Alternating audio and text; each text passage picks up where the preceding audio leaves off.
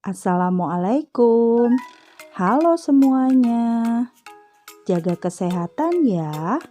Tetap belajar dari rumah sendiri aja bersama dengan Ibu Zulia. Kali ini kita akan belajar tentang kebutuhan hidup manusia. Disimak, diperhatikan, dan dipahami ya.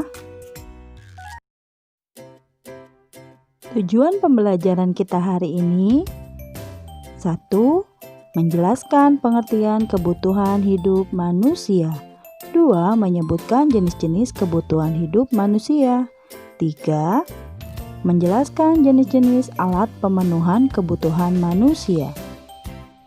Pengertian kebutuhan. Kebutuhan adalah segala sesuatu yang dibutuhkan manusia untuk mempertahankan hidup serta untuk memperoleh kesejahteraan dan kenyamanan. Perbedaan keinginan dengan kebutuhan. Keinginan tidak harus dibeli, sedangkan kebutuhan harus dibeli.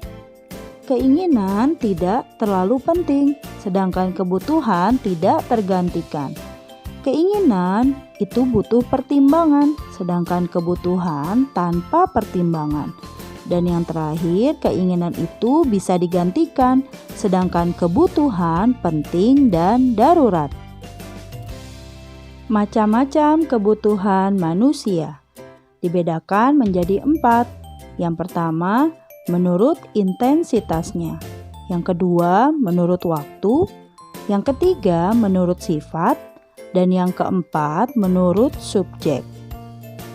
Kebutuhan menurut intensitasnya dibedakan menjadi 3. Yang pertama, kebutuhan primer. Kebutuhan primer atau kebutuhan pokok adalah kebutuhan yang harus dipenuhi karena bila tidak dipenuhi akan mempengaruhi kelangsungan hidup. Contohnya di sini ada sandang, pangan, dan papan. Yang kedua adalah kebutuhan sekunder atau tambahan, yaitu kebutuhan yang dipenuhi setelah kebutuhan primer telah terpenuhi. Kebutuhan sekunder di sini contohnya adalah ada handphone, ada arloji, dan ada perabot rumah tangga. Dan yang ketiga adalah kebutuhan tersier atau kebutuhan barang mewah, yaitu kebutuhan yang dipenuhi setelah kebutuhan primer dan kebutuhan sekunder telah terpenuhi. Contohnya ada mobil dan rumah mewah. Yang kedua, kebutuhan menurut waktu, yaitu yang pertama, kebutuhan sekarang. Kebutuhan sekarang adalah kebutuhan yang harus dipenuhi sekarang juga. Contohnya obat bagi orang sakit. Yang kedua, kebutuhan yang akan datang. Kebutuhan yang akan datang adalah kebutuhan yang pemenuhannya dapat dilakukan di masa yang akan datang. Contohnya, tabungan. Yang ketiga, kebutuhan menurut sifatnya terbagi menjadi 2. Yang pertama, kebutuhan jasmani, yaitu kebutuhan yang berhubungan dengan jasmani atau fisik. Contohnya makan, berolahraga, istirahat.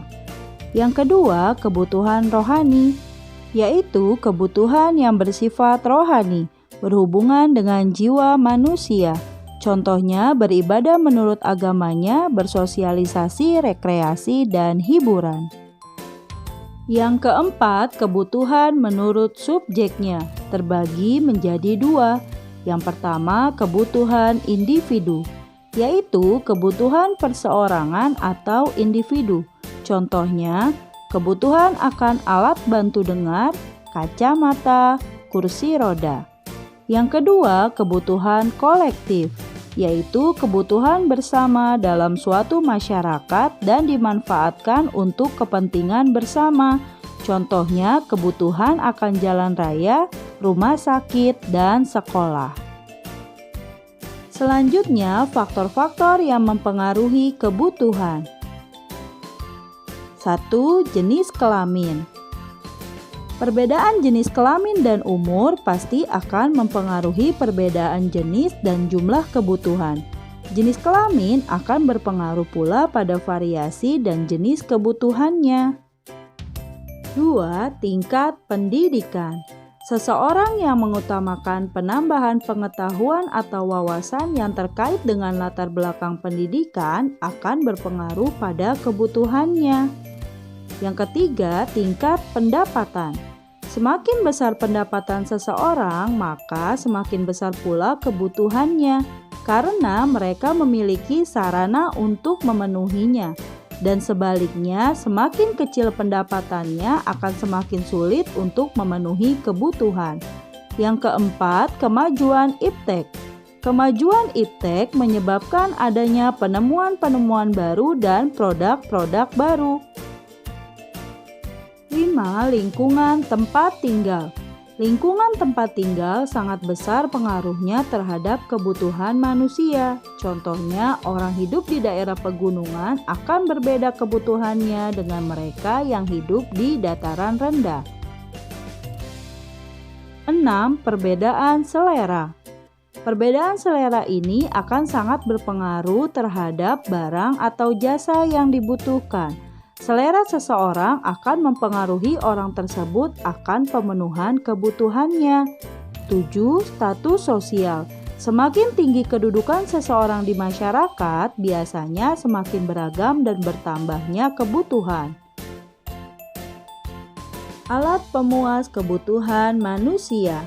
Alat pemuas kebutuhan adalah segala sesuatu berupa barang atau jasa yang digunakan untuk memenuhi kebutuhan manusia. Alat pemenuhan kebutuhan secara garis besarnya terdiri dari barang, yaitu benda ekonomi yang jelas wujudnya. Selanjutnya jasa, yaitu benda ekonomi yang tidak nyata. Jenis-jenis alat pemuas kebutuhan terbagi menjadi 5.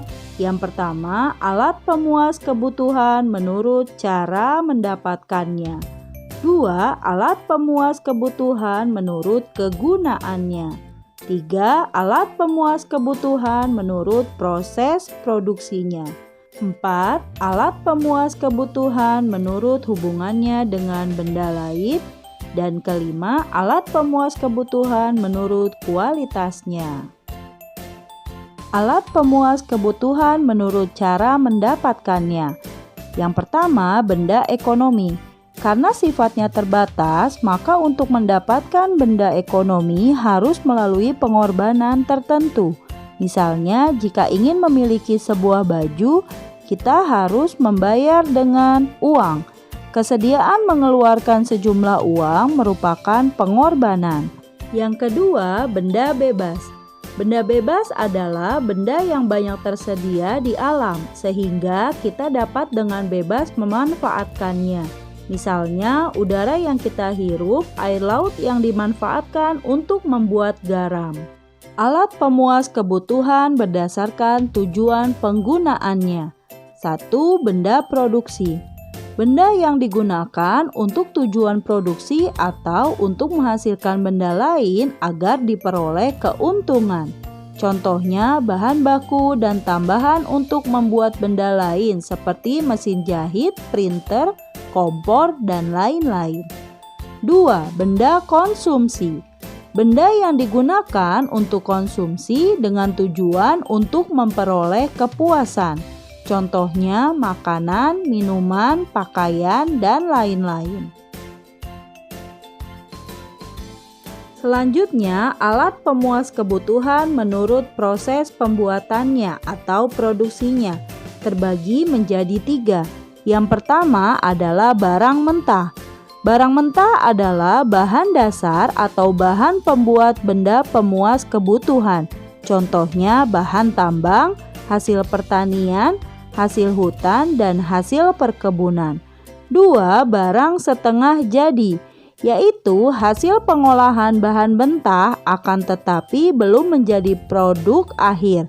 Contohnya kapas menjadi benang, lalu benang ditenun menghasilkan kain. 3. Barang jadi. yaitu produk akhir setelah melalui proses pengolahan bahan mentah dengan bahan setengah jadi. Contohnya ada tas, kendaraan, jam tangan, dan lain-lain. Selanjutnya, alat pemuas kebutuhan menurut hubungannya dengan barang lain. 1. Barang substitusi, yaitu barang pemuas kebutuhan yang fungsinya dapat menggantikan barang lain atau dapat saling menggantikan. Contohnya, gas dapat menggantikan minyak tanah sebagai bahan bakar. 2. Barang komplementer, yaitu barang pemuas kebutuhan yang akan bermanfaat apabila dipakai bersama-sama dengan benda yang lain. Contohnya mobil dengan bensin, jarum dengan benang. Dan yang terakhir, alat pemuas kebutuhan menurut kualitasnya adalah benda superior, merupakan benda yang saling mempunyai kualitas tinggi sehingga memberikan prestis bagi pemakainya. Benda ini banyak dikonsumsi oleh kalangan menengah ke atas, contohnya mobil mewah, berlian, dan pakaian sutra. Terima kasih anak-anak, semangat belajar ya. Ibu akhiri untuk materi hari ini. Wassalamualaikum warahmatullahi wabarakatuh. Sampai jumpa lagi.